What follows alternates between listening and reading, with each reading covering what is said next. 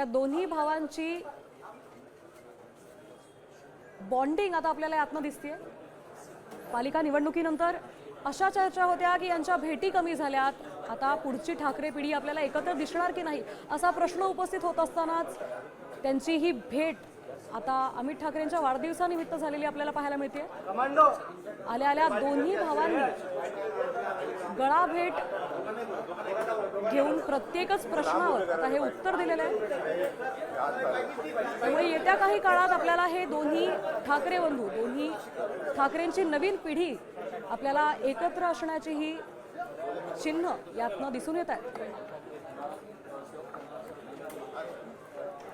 अमित ठाकरेंच्या वाढदिवसाचं सेलिब्रेशन आता पार पडलेलं आहे। अनेक कार्यकर्ते, दिग्गज नेते मंडळी आणि ठाकरे कुटुंबाच्या सहवासात कौटुंबिक सोहळा हा पार पडलाय।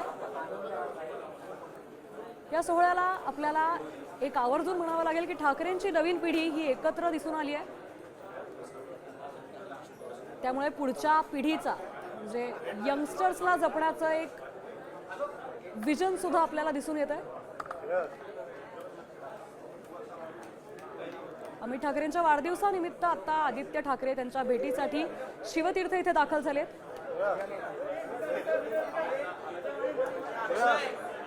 सर्वांनी एकत्र ठाकरेंनी तसंच महाराष्ट्र नवनिर्माण विद्यार्थी सेनेचे कार्यकर्ते असं सर्वांनी एकत्रच इथे सेलिब्रेशन केलं।